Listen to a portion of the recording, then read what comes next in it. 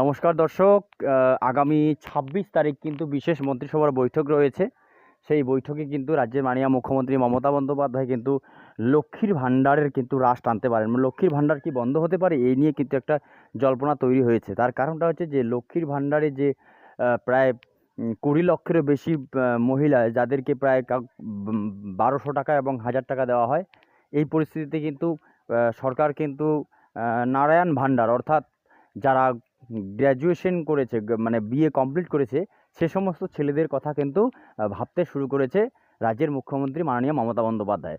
সেই ক্ষেত্রে কিন্তু লক্ষ্মীর ভাণ্ডার বন্ধ হতে পারে এবং লক্ষ্মীর ভাণ্ডার যদি বন্ধ হয়, কাদের কাদের বন্ধ করা যায় এ নিয়ে কিন্তু রাজ্যের মাননীয় মুখ্যমন্ত্রী একটি সমীক্ষা শুরু করেছেন। তাদের মধ্যে অন্যতম হচ্ছে যে সমস্ত পরিবার আর্থিকভাবে সচ্ছল, বিশেষ করে অনেকেই পরিবার রয়েছে যেগুলো তার পরিবারের লোকজন বড় বড় র্যাঙ্কে চাকরি করেন, কিন্তু তারপরেও তারাও কিন্তু সবাই কিন্তু সমস্ত মহিলা কিন্তু যাদের পরিবারের আর্থিকভাবে খুব সচ্ছল এবং তারা চাকরি বাকরি করে পরিবারের ২-৪ জন, তারাও কিন্তু এই লক্ষ্মীর ভাণ্ডারের যে টাকা তারা কিন্তু পাচ্ছেন। ফলে বেশ কিছু যুব সমাজ মাননীয় মুখ্যমন্ত্রী মমতা বন্দ্যোপাধ্যায়কে যে দিদিকে বলো, যে তা ওনার কর্মসূচি ছিল, সেই দিদিকে বলো কর্মসূচিতে কিন্তু তারা অলরেডি ফোন করে জানিয়েছে যে এই মুহূর্তে যারা গ্র্যাজুয়েট এবং এমএ এবং এমএসসি বিএসসি করা যে সমস্ত ছেলেমেয়ে যারা বেকার রয়েছে, রাজ্য সরকার বেকার ভাতা দেয়, সেই পোর্টালে কিন্তু আর নতুন করে নাম লেখানো যাচ্ছে না।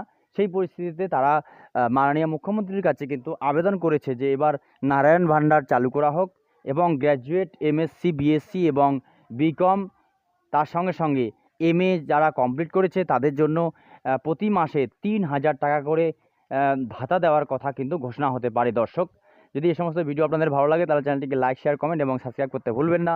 আজ এ পর্যন্তই।